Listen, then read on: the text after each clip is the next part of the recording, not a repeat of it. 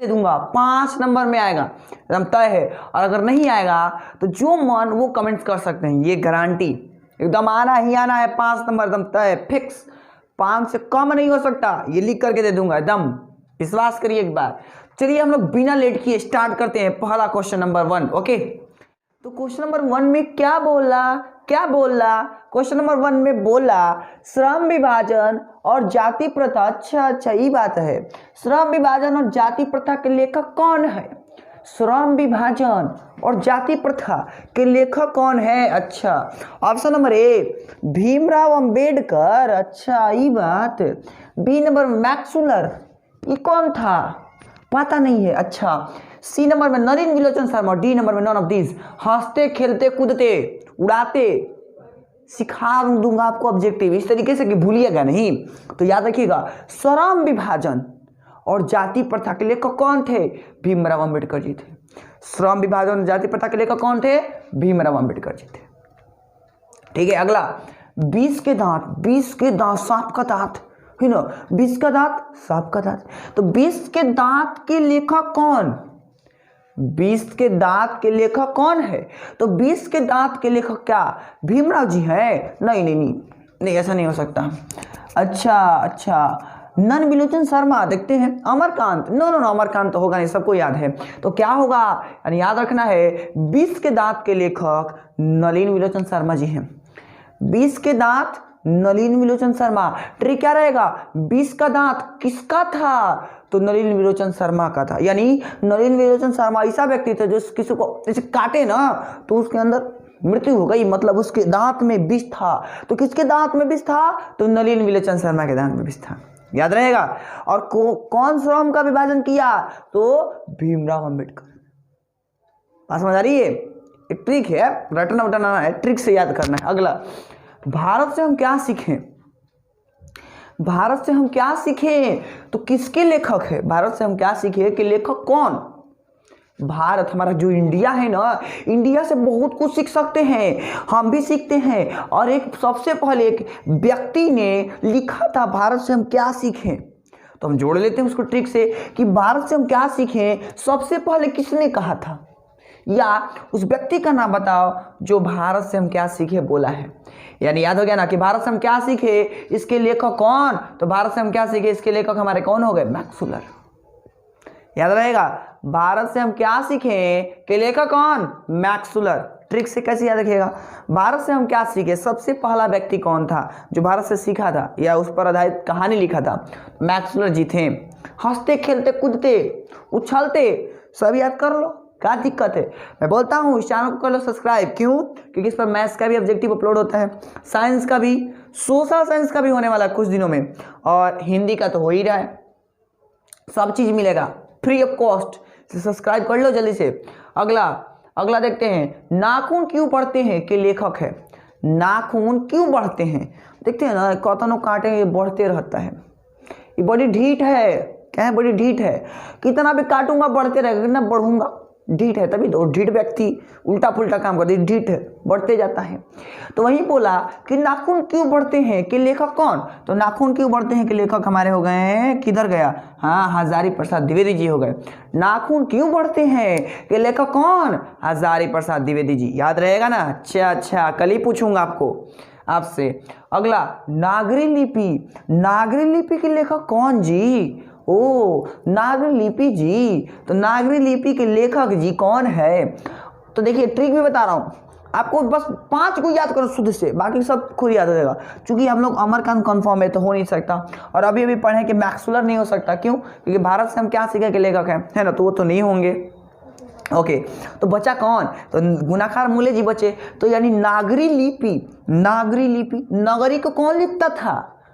नगरी मतलब जो गांव घर था, मान लो नगरी था, उन नगरी को कौन लिखता था? तो गुणाकार मूल्य। यानी नागरी लिपि के लेखक कौन है? गुणाकार मूल्य जी है। नगर को कौन लिखता था? गुणाकार मूल्य जी लिखते थे। बात समझ आ रही है?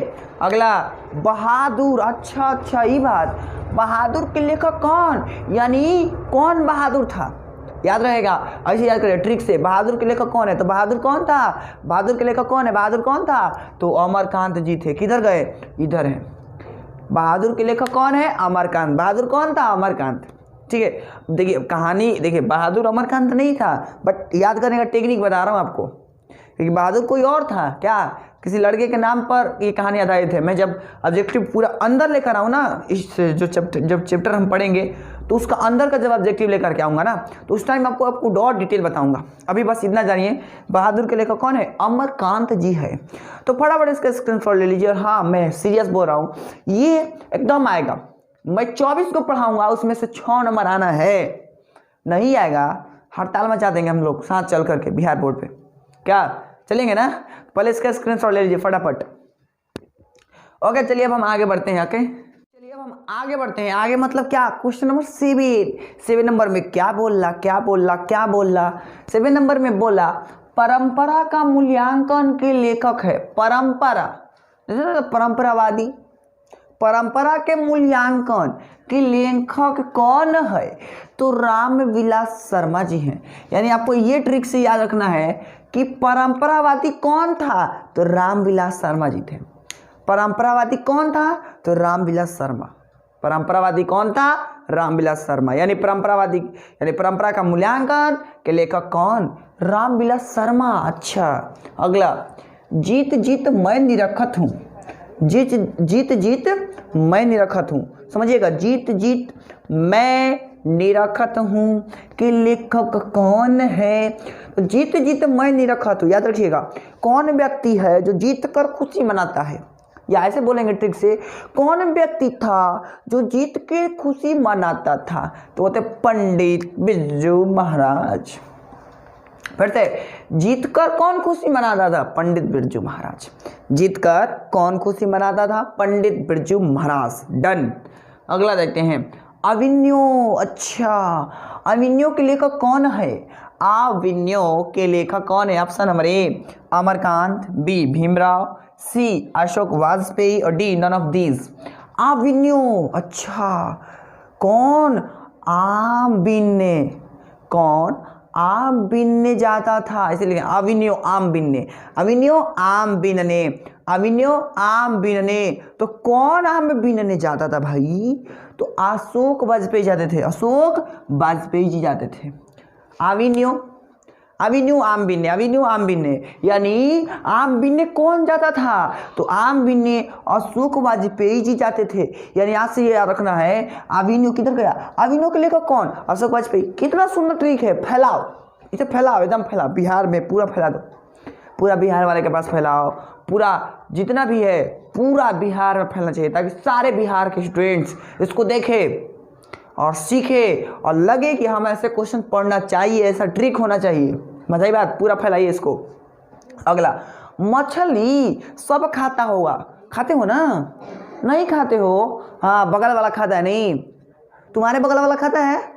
अच्छा, अगल बगल बैठते हो, अच्छा है, सब खाने वाला होगा। नहीं, सब नॉन वेज है ना? आगे, मछली के लेखक है। मछली वाला तो सबको याद होना चाहिए।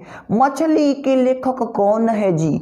तो मछली के लेखक महात्मा गांधी थोड़ी ना है, मछली के लेखक अशोक वाजपेयी जी थोड़ी ना होंगे, किसी तो अभिनव लिखे थे, आम बीने जाते थे। तो ऐसे ही तो बेचारे आम खाने वाले माहिर थे नहीं अशोक वाजपेयी जी। अब बच गए विनोद कुमार शुक्ल। हाँ, यही है। यानी आज से आपको याद रखना है, मछली कौन खाता था? मछली कौन खाता था? विनोद कुमार शुक्ल जी खाते थे। मछली के लेखक कौन है? मछली कौन खाता था? मछली के लेखक कौन है? मछली कौन खाता था? तो विनोद कुमार शुक्ल जी खाते थे। बात समझ आई? अगला, नौबत खाने में इबादत के लेखक कौन है? नौबत खाने में इबादत के लेखक कौन है? अच्छा, अमरकांत तो होगा नहीं, क्योंकि हमने थोड़ी देर पहले पढ़ा था। बहादुर कौन था? अमरकांत। यानी जो बहादुर व्यक्ति था वो कौन था? अमरकांत था। बाद में कहानी का टेंशन लेना, अभी समझना है बहादुर कौन था? अमरकांत जी थे। तो ये तो होगा नहीं। मैक्सुलर तो होगा नहीं, क्योंकि हम लोग थोड़ी देर पहले मैक्सुलर के बारे में पढ़ चुके हैं। बचा कौन? यतीन्द्र मिश्र जी। यानी नौबत खाने, यानी खाने तक का नौबत, खाने तक का नौबत किस पर आ गया था? नौबत खाने में इबादत, खाने तक का नौबत। बात समझ आ रही है? ट्रिक से जुड़िए, ट्रिक से जुड़िए और नंबर पाइए, ठीक है? नौबत खाने में इबादत, खाने तक का नौबत किस पर आ गया था? तो यतीन्द्र मिश्र पर जी। बात समझ आ रही है। अगला, और हाँ ट्रिक कैसा लग रहा है कमेंट सब करेगा, जिसको जिसको ट्रिक पसंद है कमेंट करो और वीडियो को पूरा वायरल करो, पूरा फैलाओ। अगला, शिक्षा और संस्कृति के लेखक कौन है? शिक्षा और संस्कृति के लेखक कौन है? तो सबको याद होना चाहिए क्या, वो कौन है जो शिक्षा और संस्कृति के लेखक है? इसमें तो ट्रिक भी ना बताएंगे तो सब याद कर लेगा। तो अशोक वाजपेयी जी तो होंगे नहीं, क्यों नहीं होंगे? क्योंकि तो आम बीनने के बहुत ही क्या बोल सकते हैं, आम बीनने वाले, आम खाने वाले, मतलब बहुत फेवरेट व्यक्ति थे। उस आम खाने का एकदम, इनका आम जो था ना फेवरेट था। ऐसा ट्रिक से याद कर लिया हम लोग। यतीन्द्र मिश्र जी तो होंगे नहीं, होंगे क्या? नहीं होंगे। क्यों? क्योंकि इनको तो खाने तक का नौबत आ गया था, तो पढ़ेंगे कैसे भाई? तो नहीं पढ़ सकते हैं। तो यतीन्द्र मिश्र जी हैं। बच गया अब ये लास्ट नंबर 12वां, शिक्षा और संस्कृति के लेखक में बच गया, ये खत्म ये खत्म ये खत्म। तो बचा कौन? महात्मा गांधी। यानी शिक्षा और संस्कृति के लेखक कौन? तो शिक्षा और संस्कृति के लेखक महात्मा गांधी जी हैं। यानी शिक्षा और संस्कृति के लेखक कौन है? महात्मा गांधी जी। याद रहेगा? और नहीं याद रहेगा कैसे हो सकता है? तो बोल देंगे कौन भारत को आजाद कराया था, बस उससे याद कर लेंगे, मतलब इनका योगदान था ना जी, तो बात हो गया। यानी इस तरीके से हमने 12 ऑब्जेक्टिव देखा और एग्जाम में फिक्स एकदम लिख करके दे दूंगा कि एग्जाम में आना ही आना है। इसमें से कम 3 तो फिक्स आएगा। और जब मैं 3 को कविता वाला पढ़ाऊंगा ना, अभी देखिए इसमें अलग अलग टाइप का ऑब्जेक्टिव पढ़ाऊंगा आपको, इतना पढ़ाऊंगा इतना कि आप एग्जाम में कोई क्वेश्चन छोड़कर ही नहीं आएंगे। तो चलिए पहले नंबर तो इसका स्क्रीनशॉट ले लीजिए। ओके, तो चलिए आज के लिए हम इतना ही रखेंगे दोस्त। अगर आपको ये वीडियो अच्छा लगे तो इसको लाइक कीजिए, कमेंट कीजिए और दोस्तों के पास शेयर जरूर करिएगा। और अगर आप चैनल पर नए आए हैं तो चैनल को लिए सब्सक्राइब। मिलते हैं नए वीडियो में, तब तक के लिए जय Hind and thanks for watching.